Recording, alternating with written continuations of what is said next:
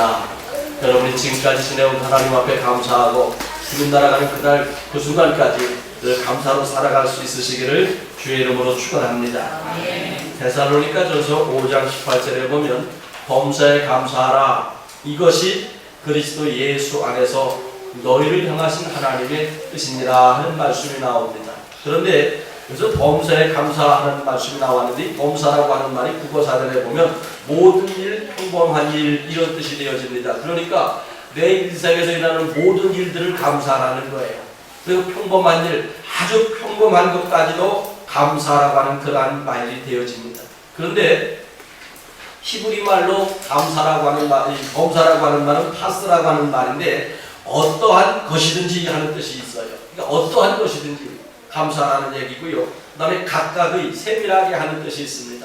그러니까 각각의 세밀하게 이 뜻은 모든 것을 하나하나 생각을 하면서 하나님 앞에 얼렁뚱땅 하나님 감사합니다 이렇게 하지 말고 아주 구체적으로 세밀하게 그렇게 감사하라는 거예요. 그래서 여러분 인생 가운데 아주 구체적으로 세밀하게 감사거리를 찾아서 하나님 앞에 날마다 감사를 드릴 때 하나님이 더 큰 감사를 주실 줄 믿습니다. 그래서 제가 또 한번 사전을 찾아봤어요. 그러면 범사라고 하는 말은 국어사전에는 모든 일, 평범한 일, 그리고 히브리 말로다간 어떠한 것이든지 각각의 세밀하게 이런 뜻이 있는데, 그리고 감사라고 하는 말은 국어사전에 어떻게 나왔는가 한번 찾아봤습니다. 그러면 국어사전에 감사라고 하는 말은 고맙게 여김, 고맙게 여기는 마음, 고마움을 나타내는 인사하고 이렇게 나와 있습니다. 그런데 이 감사라고 하는 말을 히브리 사전에서 찾아보니까 유카리스테오라고 하는 말인데, 이 유카리스테오라고 하는 말은 드린다, 고백하다, 표현하다 이런 뜻이 되어지는 겁니다. 그러니까 여러분, 자, 내가 누군가로부터 큰 은혜를 받았을 때 그냥 국어사전적으로 하면 너무 고마워, 그냥 감사하는 마음으로 살면 되는 거예요. 그런데 이 성경적인 의미에는 그게 아닙니다. 하나님의 되게 마음이 아니라 표현을 하는 거예요. 그래서 감사는 마음이 아니라 표현하는 거예요. 생각이 아니라 표현하고 하나님 앞에 영광을 드리는 것이 바로 감사라고 하는 이야기입니다. 여러분 성경에 보면 예수님께서 예루살렘으로 올라가실 때 10명의 나병 환자가 있었습니다. 근데 그 10명의 나병 환자들은, 여러분 이 나병 환자들은 가까이 백성들 앞에 올 수가 없습니다. 이 사람들은 격리되어서 살던 그러한 사람들이에요. 집에도 들어가지 못하던 사람들이에요. 멀찍이 서서 예수님 앞에 외칩니다. 나사렛 예수여, 다윗의 아들 예수여, 우리를 불쌍히 여겨 구원하여 주옵소서. 그때 예수님께서 그들의 울부짖음을 들으시고 가서 내 몸을 제사장에게 보이라 그렇게 말씀을 하셨어요.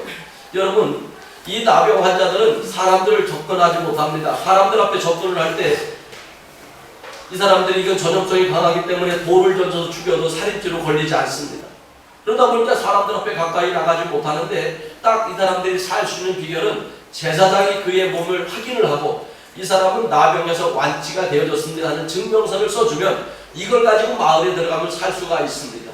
그래서 이걸 가지고 들어갔을 때 야, 저 문둥병자가 온다 외치기만 하면 나는 깨끗하게 고침을 받았다고 확약을 받은 사람이다 하고 이 증서를 보여주면 이 사람은 돌에 맞지 않고 살 수가 있어요. 그래서 예수님께서 이 10명의 문둥병자들에게 제사장들에게 가서 몸을 보이라고 했습니다. 그랬더니요, 제사장 앞에 달려가고 있는 순간에 모든 사람들 그 10명이 나병이 깨끗하게 치유함을 받았습니다. 고침을 받았습니다. 그랬더니 이 9명은 아주 제사장 앞에 열심히 뛰어가기 시작을 하는 거예요. 근데 그 중에 한 명의 사마리아인 문둥병자가 있었습니다. 근데 그 사람은 누가복음 6장 15절에 보니까 그 중에 한 사람이 자기의 나은 것을 보고 큰 소리로 하나님께 영광을 돌리며 돌아와 예수의 발 아래에 엎드려 감사하니 그는 사마리아 사람이라. 예수께서 대답하여 이르시되 10사람이 다 깨끗함을 받지 아니하였느냐? 그 9은 어디입니까? 이 이방인 외에는 하나님께 영광을 돌리러 돌아온 자가 없느냐 하시고 그에게 이르시되 일어나 가라, 내 믿음이 너를 구원하였느니라. 이렇게 말씀을 하셨어요. 여러분 보세요. 10사람의 이 나병 환자들이 다 고침을 받았어요. 그 9명은 제사장 앞에 달려가다 고침받았고 그냥 제사장 앞에 달려갔어요. 이 9명은 감사를 했을까요? 안 했을까요? 감사했지요. 어디로? 마음으로 감사했어요. 이건 뭐냐? 국어사전적인 감사예요. 마음으로 감사했죠. 예수님이 고쳐주셨어. 예수님이 고쳐주셨어. 마음뿐이었어요. 이 9명도 감사를 안 한 건 아니에요. 아니 나병 환자에서 고침받았을 때 얼마나 감사를 많이 했겠어요. 그런데 그 중에 한 사람인 이 사마리아 사람은 어떻게 했습니까? 예수님 앞에 달려나와서 큰 소리로 예수 앞에 엎드려 감사했습니다. 바로 이것이 성경적인 감사예요. 그래서 감사는 표현이에요. 그래서 유카리스테오라고 하는 것은 드린다, 고백하다, 표현하다, 나타내다 이런 뜻이 되어지는 거거든요. 그러니까 여러분 예수님 앞에 나와서 무릎 꿇고 엎드려서 어떻게 했어요? 예수님 감사합니다. 예수님께서 고쳐주셨습니다. 예수님의 은혜로 내가 고침을 받았습니다. 이렇게 외쳤을 거예요. 여러분 이 외치는 소리가 진정한 감사라는 거예요. 그러니까 마음으로 하는 것은 누구나 다 할 수가 있어요. 누구나 다 할 수 있어요. 근데 이렇게 감사를 드러내놓고 표현하는 것, 이게 하나님께서 그 순간에 뭘 받으세요? 영광을 받으시는 거예요. 그러면서 내 믿음이 너를 구원하였느니라. 이 9명의 문둥병자들은 고침을 받고 나서 마음으로 감사했고 그냥 육신의 질병만 고침을 받았습니다. 그러나 주님 앞에 나와 감사를 표현한 이 사마리아 사람은 내 믿음이 너를 구원하였느니라. 영혼까지 구원받는 주의 은혜를 입을 수 있었다고 하는 그러한 이야기입니다. 여러분 그래서 우리가 믿음이 성숙하면 성숙할수록 하나님 앞에 받은 은혜를 감사하여 표현할 줄 안다는 이야기입니다. 그러니까 성숙하지 못한 사람은 이 감사를 표현하지 못하는 거예요. 그러니까 보십시오. 이게 자 국어사전적인 것도 마찬가지예요. 김한기 권사님하고 장규자 권사님하고 부부가 맞습니다. 자 그러면 김한기 권사님, 장규자 권사님에 대한 고마운 것이 있어요 없어요? 있다 그러세요 빨리. 많지요. 그럼 장규자 권사님도 김한기 권사님에 대한 고마움과 감사함이 있습니까 없습니까? 많이 있지요. 자 그런데 이것이 많이 있다는 걸 알아요. 근데 알면서도 표현하지 않아. 그냥 한국 사람답게 그냥 속으로만 해. 그냥 이러는 거야. 근데 그 눈치만 봐도 본인은 알아요. 근데 이것은 국어사전적인 거란 말이에요. 근데 우리 믿음의 사람들이잖아요. 믿음의 사람이기 때문에 어떻게 해야 돼요? 아이고 김한기 권사님 감사해요 고마워요. 아이고 장 권사님 감사해요 고마워요. 이렇게 고백을 해야 이것이 성경적인 뭐라고요? 이게 감사라는 거예요. 근데 우리 마음으로만 하고 있잖아. 마음으로만. 그러니까 마음으로만 하면서 진정한 감사의 표현이 아니에요. 그래서 내가 그래도 우리 같이 교회를 다닐 수 있었고 같이 가서 예배드리고 오늘도 같이 가서 찬양하고 얼마나 감사해? 이렇게 표현할 때 그것을 하나님이 영광을 받으신다는 거예요. 그럼 보십시오. 우리가 국어사전적으로다가 그냥 마음으로만 감사하고 있다면 경상도 사람들처럼 이 경상도 사람들이 그걸 잘 못한다고 그러더라고요. 그건 진정한 감사가 아닙니다. 그건 누구나 다 할 수 있는 감사예요. 그래서 여러분들이 이제부터는 감사를 표현해서 하나님 앞에 더욱더 영광 돌릴 수 있는 그러한 믿음이 되어지시기를 주의 이름으로 축원합니다. 그래서 믿음이 성숙한 사람일수록 이렇게 은혜를 받은 것을 표현을 합니다. 감사합니다 감사합니다 외칩니다. 입술로 고백하고 행동으로 고백을 합니다. 그러나 영적으로 침체할수록 감사는 나오지 않고 원망과 불평이 나옵니다. 여러분 믿음이 없는 사람일수록 빈깡통의 소리가 요란하다고 원망과 불평과 짜증의 소리가 난무하게 되어지는 겁니다. 그래서 믿음은 뭐냐? 원망과 불평의 소리를 하던 사람들이 변화받는 거예요. 뭘로? 감사하는 사람. 근데 마음으로만 감사하니까 입술에서는 여전히 원망과 불평이 나오는 거예요. 그래서 우리 항상 마음으로도 감사하고 입술로도 감사하는 그러한 것이 우리의 신앙과 우리의 믿음이 되어질 걸 믿으시길 바랍니다. 그래서 여러분 우리가 하나님 앞에 드리는 하나님 앞에 드리는 최고의 열매는 바로 감사의 열매입니다. 그래서 감사는 뭐냐? 내가 하나님의 은혜로 살고 있습니다 하는 고백이에요. 내게 은혜 주신 거 감사합니다 하는 고백이에요. 그리고 감사는 하나님의 은혜로 살기 원합니다 하는 고백이기도 합니다. 그렇기 때문에 날마다 감사로 살아가는 것이 오늘 저와 여러분의 믿음이 되어야 될 줄 믿습니다. 그래서 여러분들이 지금부터 하나님의 은혜로 더 큰 은혜로 살기를 원하신다면 하나님 감사합니다. 날마다 시간마다 외치는 믿음이 되어지시기를 주의 이름으로 축원합니다. 은혜가 넘치는 곳엔 감사가 넘칩니다. 근데 원망과 불평이 넘치는 곳에는 사단마귀 귀신만 역사할 뿐이에요.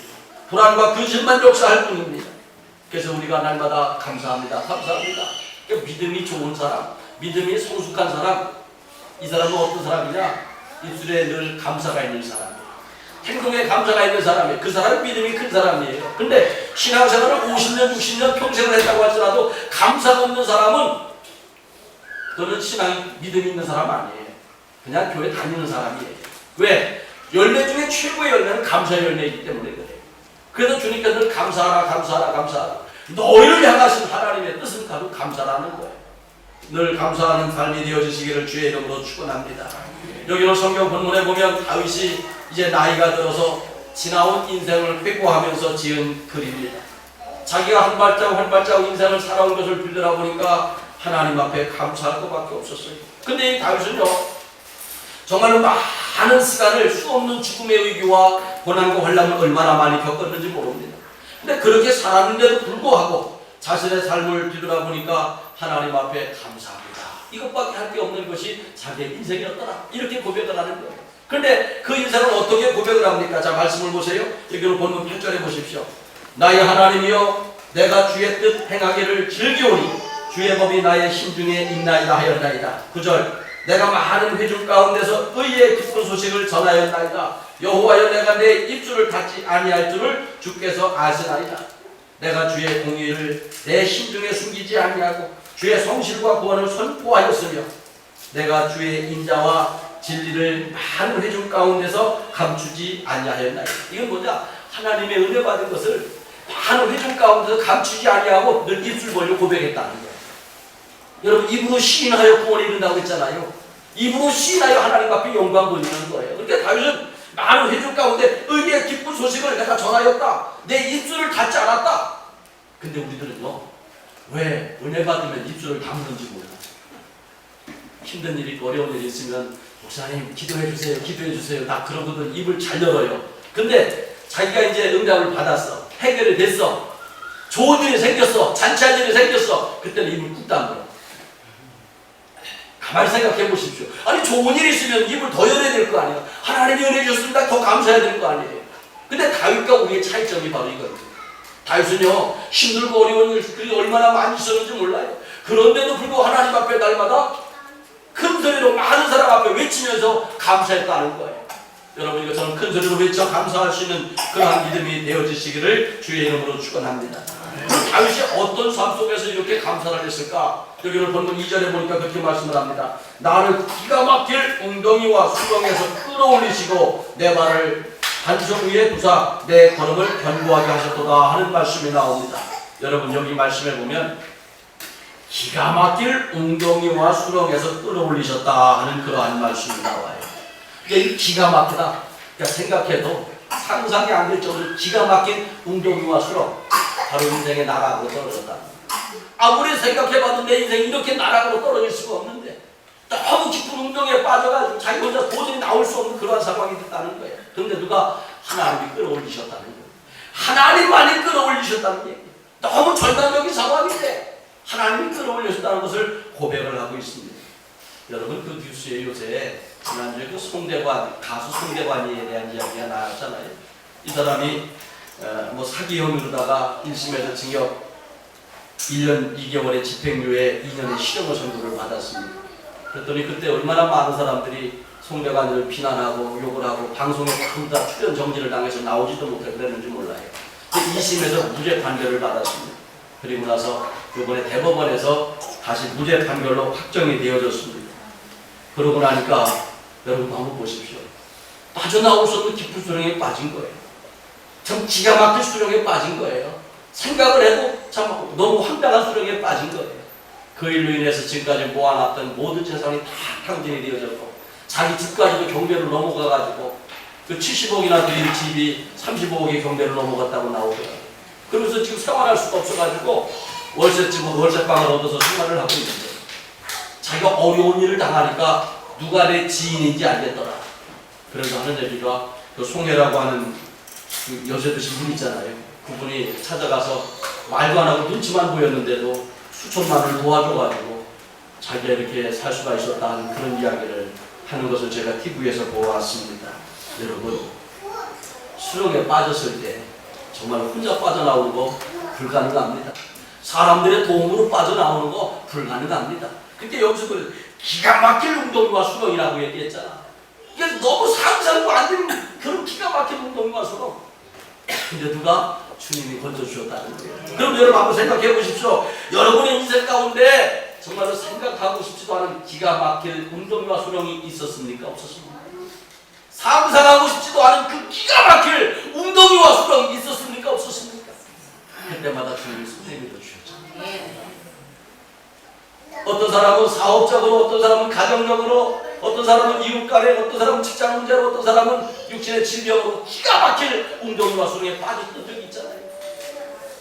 그때마다 주님이 손을 내밀어 주셨잖아요.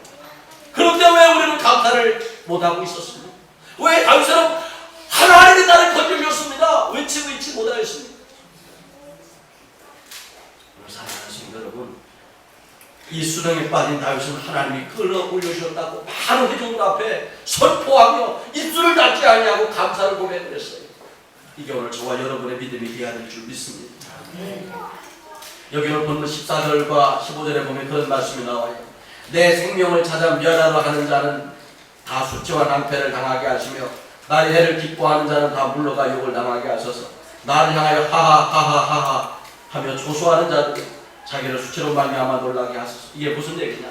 다윗을 죽이려고 하는 사람이 많이 있었다는 거예요. 다윗을 하하하하 웃어가면서 조롱하고 조소하는 사람들이 많이 있었다는 거예요. 그러니까 다윗의 인생이 얼마나 황당합니다.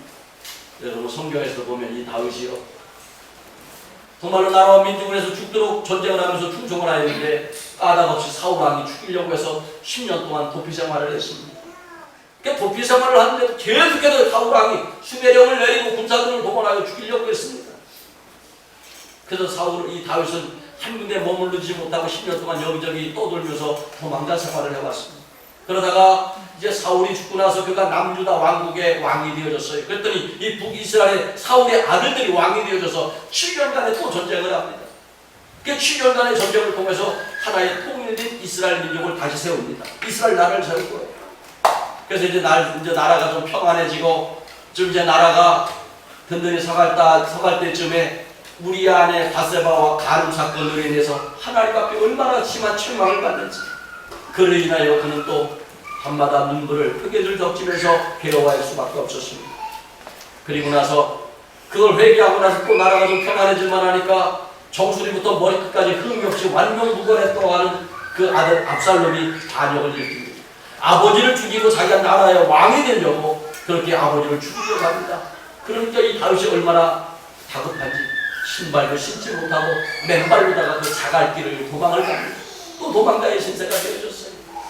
상상해도 끔찍한 거야. 근데 이 압살롬이, 이 아들이 얼마나 못된 짓을 행하냐면 다윗의 후궁을 또 백주 대낮에 옥상에서 겁탈을 하는 끔찍한 일들을 막 서슴없이 행하기도 합니다. 그럼에도 불구하고 하나님의 도움으로 그때마다 하나님이 끌어올려 주신 거예요. 그래서 다시 회복을 합니다. 이제 회복해서 나라가 좀 평안해지려고 하니까 이제 다윗이 나이가 많아서 늙어가기 시작합니다. 그리고 병들기 시작을 해요. 병들기 시작하니까 신하들이 어떤 왕자를 왕으로 세울까 서로 간에 권력 다툼을 하고 다윗을 배신하기 시작합니다. 다윗을 위하여 죽도록 충성하겠다고 서약했던 그 충실했던 신하들이 다윗을 배신하기 시작합니다. 이때 다윗의 마음이 어떤 마음이 들었습니까? 어떤 마음이 들었습니까? 하나하나 생각해보면 이게 바로 다윗을 하하하 웃어가며 조소하고 조롱하는 사람들도 없었고 그를 죽이려고 하는 사람밖에 없었고, 그런데도 불구하고 또 지나보면 그렇게 큰 어려움 속에서도 건져주시고 끌어올려주신 분이 누구라고요? 하나님이었다는 것을 고백합니다. 내가 이런 어려움을 당했었습니다. 이걸 감추지 않았어요. 부끄럽게 여기지 않았어요. 많은 회중들 앞에 선포하면서 주님을 찬양했던 사람이 바로 다윗이라는 이야기입니다. 여러분, 이것을 하나님 앞에 찬양하며 감사로 영광 돌릴 수 있는 그러한 믿음이 되어지시길 바랍니다. 그럴 때 여러분 인생 가운데 기가 막힌 웅덩이와 수렁에 빠진다고 할지라도 주님은 끌어올려 주시고 건져 주시는 주의 은혜를 베풀어 주실 것을 믿으시기를 바랍니다. 아멘. 할렐루야. 아멘. 두 번째로 이 다윗은 여기 오늘 본문 1절에 보면 내가 여호와를 기다리고 기다렸더니 귀를 기울이사 나의 부르짖음을 들으셨도다. 여러분, 우리가 기도하고 나서 바로 응답이 되어지면 얼마나 좋을까. 근데 기도해도 응답이 안 돼. 답답하지요. 근데 바로 내가 기도해서 응답이 되어지면 아마 감사하지 말라는 거 다 감사할 거예요. 근데 문제는 내가 기도했는데 한 달이 지나도 응답이 없어, 5개월이 지나도 응답이 없어, 1년이 지나도 응답이 없어, 2년이 지나도 응답이 없어. 그러다 보니까 여기서 사람들이 기도하기를 포기하고 그냥 감사를 잊어버릴 때가 참 많이 있어요. 근데 여러분, 하나님은요, 아무리 우리는 절박하지만 하나님은 당신의 생각과 계획대로 응답하신다는 걸 기억을 해야 돼요. 여기서 오늘 다윗은 이렇게 죽음의 위기, 기가 막힐 웅덩이에 빠져서 홈적거리며 절박한 상황에서 하나님 앞에 부르짖었어요. 근데 절박한 상황에서 하나님 앞에 부르짖으면 하나님 즉각 응답을 해줘야 되는데 하나님 응답을 안 하십니다. 하나님 응답을 안 하십니다. 하나님 응답하지 않고 오랜 시간 지켜보시는 거예요. 그러니까 여기서 1절에서 그렇게 고백을 하잖아요. 내가 여호와를 기다리고 기다렸다. 인내하고 또 인내했다는 거예요. 하나님이 응답하실 때까지 기도하며 하나님이 응답하실 때까지 기다리고 기다렸다는 얘기예요. 얼마나 여러분에게 답답합니다. 짜증이 납니까? 그럼에도 불구하고 하나님 앞에 매어 달려 끝까지 기도할 때 하나님이 그에게 부르짖음을 들으시고 응답을 해주셨다는 것. 그럼 왜 하나님께서 이렇게 순간순간 응답을 안 해주셨을까? 여기를 보면 12절에 보니까 그 해답이 나와요. 보십시오. 수많은 재앙이 나를 둘러싸고 나의 죄악이 나를 덮치심으로 우러러 볼 수도 없으며 죄가 나의 머리털보다 많음으로 내가 낙심하였으니. 기도하다 보니까 전에는 내가 의인처럼 살았어요. 자기는 믿음 생활에 조금도 부끄러움이 없이 사는 것처럼 생각을 했어요. 자기 거룩한 사람인 걸로 생각을 했어요. 근데 기도해도 응답이 없어요. 기다리면 또 기도하니까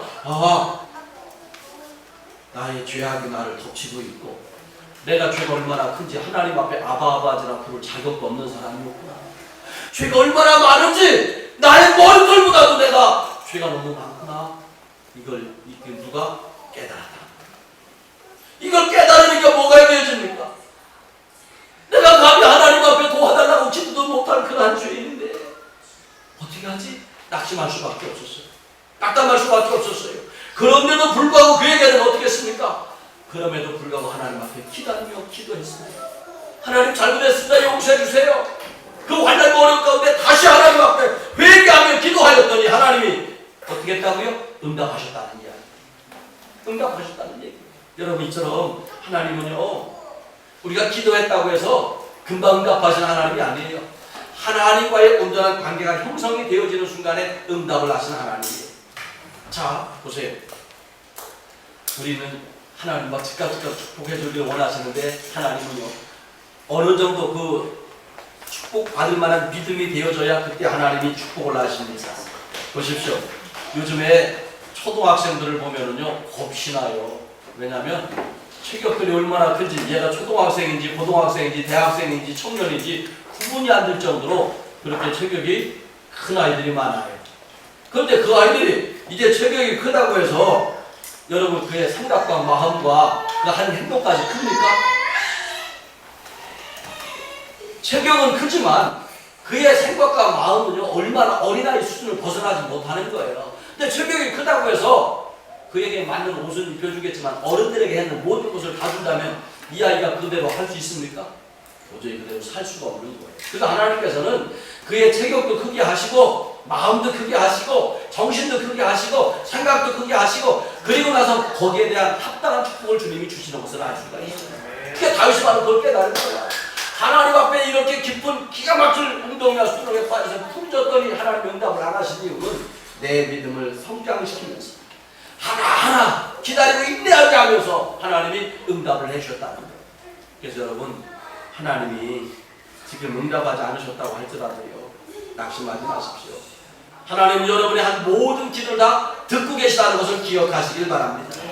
민수기 14장 28절에 보면 여호와의 말씀이 내 삶을 두고 맹세하노라 너희 말이 내 귀에 들린 대로 내가 너희에게 행하리니 하는 말씀이다. 그러니까 하나님은요 우리의 모든 말까지 듣고 계신다는 거예요. 그리고 나서 그대로 행하신다는 거예요. 마태복음 12장 36절에 보면 사람이 무슨 무익한 말을 하든지 심판날에 이에 대하여 신문을 받으리니 내 말로 의롭다함을 받고 내 말로 정죄함을 받으리라. 그게 여러분 무슨 무익한 말, 무익하다고 하는 말은요 의미 없는 말, 뜻없는 말, 생각 없이 하는 말 이런 것을 지칭하는 말이거든요. 이런 말까지도 하나님 다 듣고 계신다는 거예요.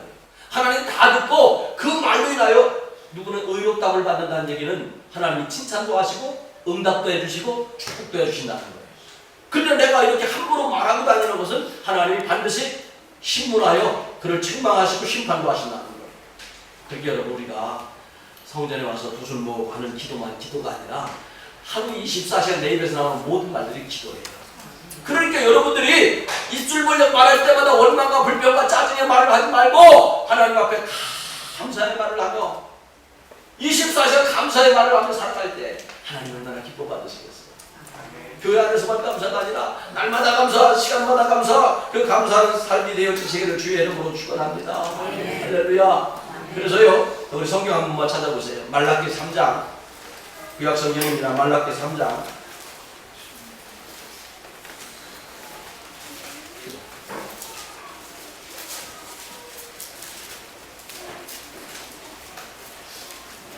(13절) 봅니다. 말라기 3장 13절. 찾으신 분만 하면. 자, 시작. 여호와가 이르노라 너희가 완악한 말로 나를 대적하고도 이르기를 우리가 무슨 말로 주를 대적하였나이까 하는도다. 여러분, 완악한 말로 주님을 대적하는 거예요.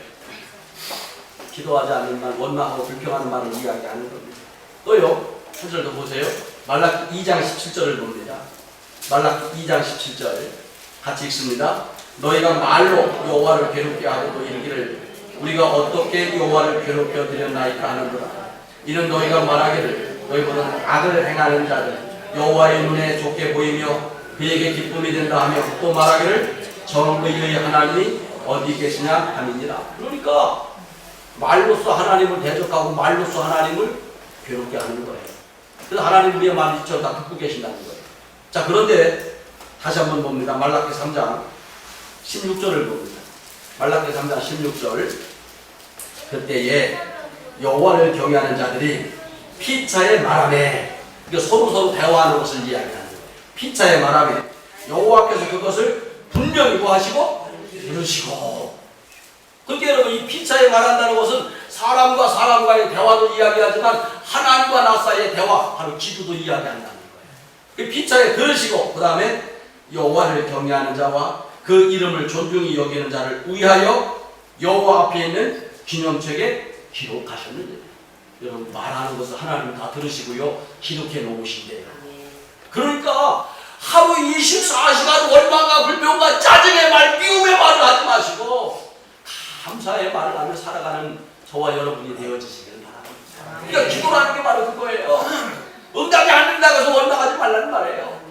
여기는 다윗도 그렇게 기도를 많이 하고 응답을 많이 받았던 다윗도요 기다려서 응답을 받았다는 거예요.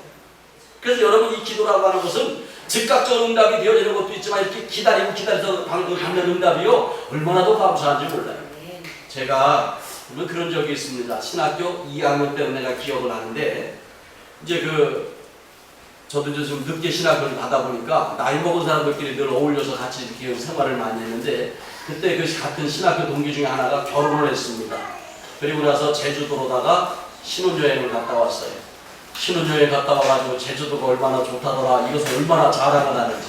여러분, 그때만 해도요 최고의 신혼여행지는 제주도였고, 외국에 가는 것은 아주 특별한 사람들만 갔고, 제주도 가기가 그렇게 힘들었고 또 돈도 많이 들어가던 그러한 시대였습니다. 근데 제주도 갔다 왔다는 걸 그렇게 많이 자랑을 하더라고요. 그래서 이제 거기서 막 그런 얘기 한참 듣다가 내가 하도 그냥 얄미워가지고, 나는 절대로 내가 놀러가지 않고 복음 전하러 가기 전까지는 내가 놀러가지 않겠다, 내가 거기서 농담 삼아서 얘기를 했어요. 그러니까 끝났습니다. 그러고 나서 제가 개척을 했습니다. 개척을 했더니 우리 경기연에서 개척교회 세미나를 한다는 거예요. 근데 그 개척교회 세미나를 제주도에서 한다는 거예요. 그 제주도에 우리 감리교단에서 세워놓은 그런 설교센터가 있거든요. 거기서 한다는 거예요. 근데 거기서 하는데 미자립 교회들은 연회에서 부부 동반의 모든 경비를 다 대준대요. 그래서 내가 가겠다고 신청을 했어요. 나는 제주도 한 번도 안 가봤는데, 그것도 부부 동반 공짜로 가는 건데, 그것도 특급 호텔에서 숙식을 하면서 세미나도 하고 여행도 하는 건데 얼마나 좋아요. 그리고 나서 그 다음날 집에 와서 가만히 이제 새벽기도 하고 나서 일어났더니 갑자기 뭐가 생각이 나느냐면, 신학교 2학년 때 내가 몇 년 전에 한 얘기가 생각이 나는 거예요. 내가 복음 전하러 가기 전까지는 내가 제주도 안 간다고 그랬는데 하는 그 말씀이 딱 생각이 나는 거예요. 나 사실 농담으로 한 얘기거든. 뜻없이 한 얘기란 말이에요. 자, 그런데 상기자 목사님 가야 돼요, 말아야 돼요? 그 당시에 제주도 가는 게 얼마나 힘들었는데,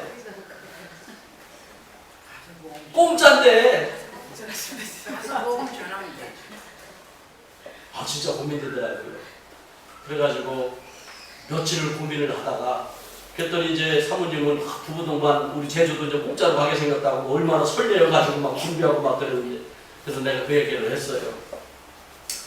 내가 사실 신학교 때 이렇게 농담 삼아서 했는데 기도하다 보니 자꾸 마음에 걸린다.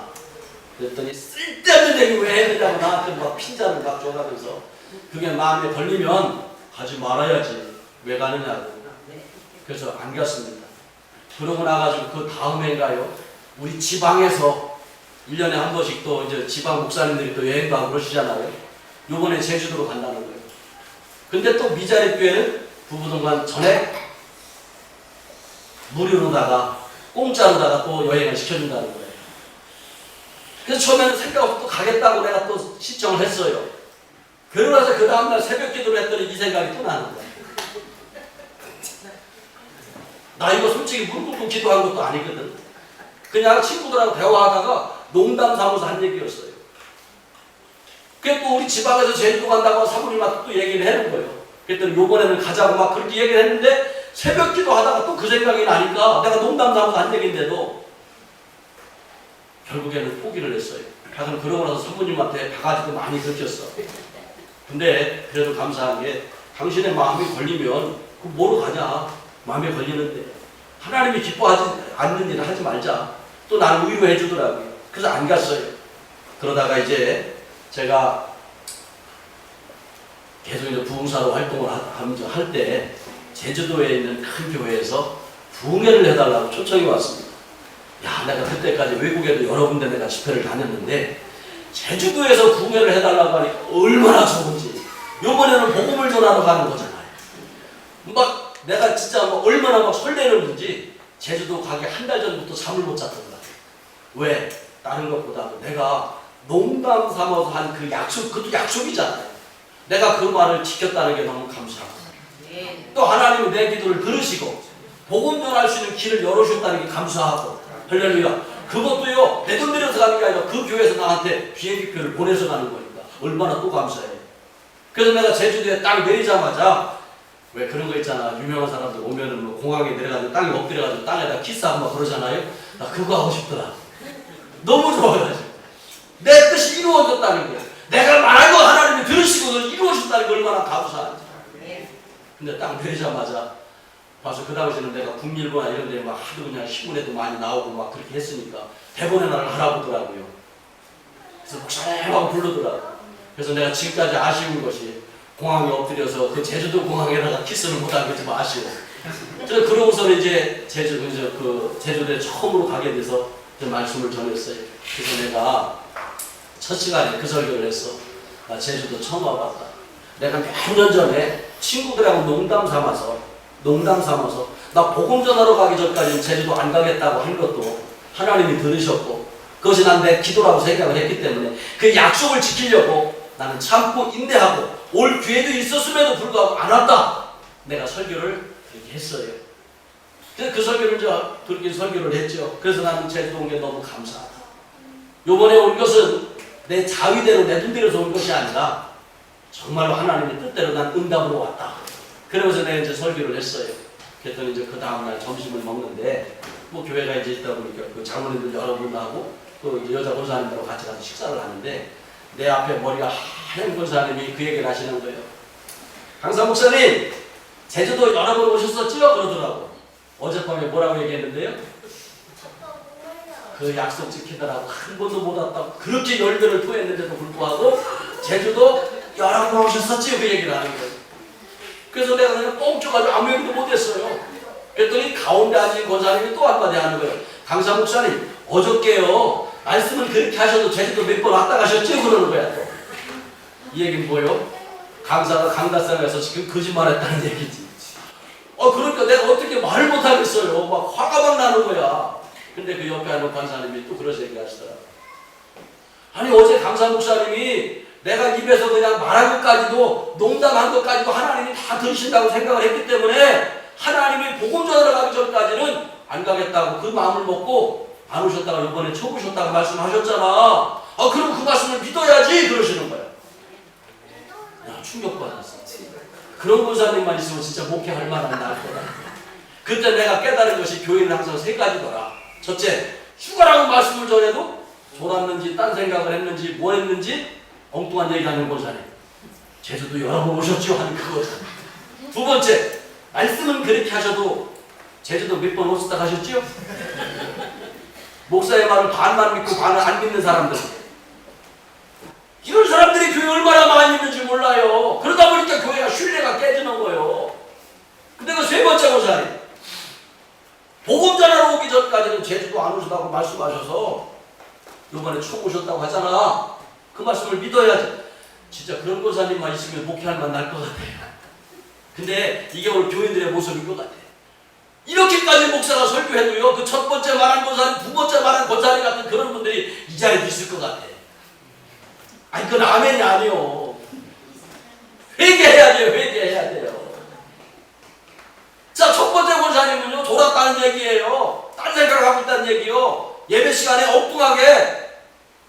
두 번째, 말씀은 그렇게 하셔도 제주도 몇 번 오셨었지요 하는 그 권사님은요, 목사를 하나도 안 믿고 있었다는 얘기예요.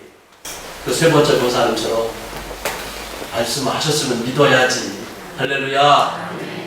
여러분, 성경은요, 이해하고 믿는 게 아니고 믿어야 이해가 되어지는 거예요. 자, 하나님이 천지를 창조하셨습니다. 이거 여러분 이해가 됩니까? 하나님이 흙으로다가 남자를 만드시고 갈비뼈를 뽑아서 여자를 만드셨습니다. 이거 이해가 됩니까? 과학적으로 다 분석을 해봐도 이해 안 돼요. 우리의 머리는 이해 안 돼요. 그거 이해하려고 하다가 늙어 죽어. 근데 뭐하면 주여 믿습니다 하면 하나님이 천지를 창조하셨구나. 믿습니다 하면 그때부터 이해가 되기 시작하는 거예요. 그때부터 깨달아지기 시작하는 거예요. 하나님이 흙으로 남자를 만드셨습니다. 갈비뼈를 뽑아서 여자를 지으셨습니다. 주여 믿습니다 하면 하나님이 인간을 만드셨구나. 이게 이해가 되고 깨달아지는 거예요. 그러니까 오늘날 성도들이 왜 문제가 되는 거냐? 이해하고 나서 믿으려고 해요. 그러니까 무슨 역사가 있어. 이해하고 믿으려고 해요. 그러니까 여러분, 하나님 앞에는요, 내 똑똑을 내려놔야 돼요. 내 지식도 내려놓고, 내 지혜도 내려놓고, 내 학벌도 내려놓고, 내 계산도 내려놓고, 아멘, 주여 믿습니다. 아멘. 여러분, 여기서부터 이제 믿음이 출발을 하는 거예요. 감사도 마찬가지야. 하나하나 따질 것이 필요 없어요. 주여 믿습니다 하면 하나하나 감사거리가 나오는 거예요. 아주 세밀한 감사거리가 나오는 거예요. 내가 응답이 안 된 것도 감사가 되고, 응답을 해주신 것도 감사하고, 지금도 하나님이 반드시 이루실 것을 믿고 감사하게 되어지는 거예요. 그게 믿음이에요. 여러분, 기도는 뭐냐? 내 입에 말은 뭐냐? 씨앗이요, 씨앗. 땅에다가 씨앗을 뿌려놓으면 땅은 거짓말을 하지 않는다는 얘기 있잖아요. 이게요, 싹이 나요. 어떤 1년 지나도 싹이 나는 게 있어. 마찬가지예요. 천국에다 한번 내가 기도로 씨앗을 뿌려놓으면, 봄에 뿌려놓으면 이게 언제 거둬요? 가을에 거둬요. 또 어떤 나무들은 몇 년 지나야 거두는 것도 있어요. 반드시 하나님이 거두게 하신다는 거예요. 그래서 여기 오늘 다윗은 기다렸더니 하나님이 응답하시더라. 이걸 감사하는 거예요. 여러분, 믿음 안에서 먼저 하나님 앞에 감사하시길 바랍니다. 이유 없이 감사하시기 바랍니다. 조건 없이 감사하시기 바랍니다. 계산 없이 감사하시기 바랍니다. 무조건 감사로 표현하시기를 바랍니다. 그럴 때마다 하나님께서 저와 여러분을 축복하실 걸 믿으시길 바랍니다. 여기를 본문 5절에 보면 여호와여 나의 하나님이여 주께서 행하신 기적도 많고 우리를 향하신 주의 생각도 많아 누구도 주와 견딜 수가 없나이다. 내가 널리 알려 말하고자 하나 너무 많아 그 수를 셀 수도 없나이다.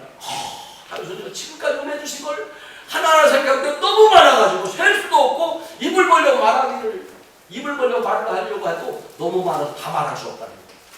그래도 늘 고백했다고 오늘 다윗은 고백을 하잖아요. 여러분 가만히 생각해 보십시오. 하나님 앞에 받은 은혜, 하나님 앞에 받은 기적 얼마나 많아요. 이제 남은 생에 그거 하나님 앞에 감사하며 살아가는 저와 여러분 되어지시기를 주의 이름으로 축원합니다. 오늘에서 오늘 다윗은 그렇게 이야기를 하고 있어. 다윗이 이렇게 기가 막힌 운동과 수렁에 빠졌음에도 불구하고 하나님은 다윗을 잊지 않고 생각해 주시고 하나님의 생각대로 축복해 주셨다는 거예요. 이게 중요한 거예요.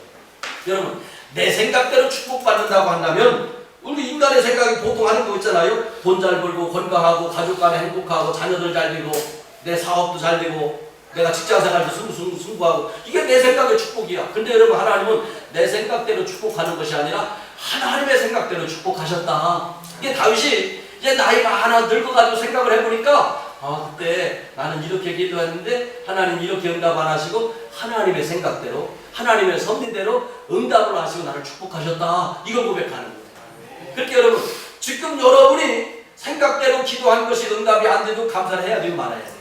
그래서 감사해야 된다는 거예요. 왜? 하나님은 내 생각대로 돈도 잘 벌고 건강하고 가정의 행복 오로지 이것만 추구를 했는데 이래서 우리는 감사하죠. 하나님은 내 생각대로 응답하신 것이 아니라 하나님의 생각대로 응답을 하신다. 내가 하나님의 생각대로 응답을 받아보니까 그것이 나와 하나님과의 동행이었더라.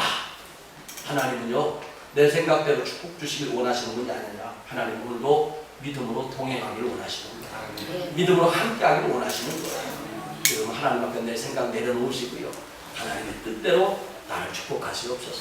하나님의 뜻이 나를 통하여 이루어지게 하여 주시옵소서. 날마다 그 기도가 있어서 감사할 수 있으시기를 주의 이름으로 축원합니다. 기도하겠습니다.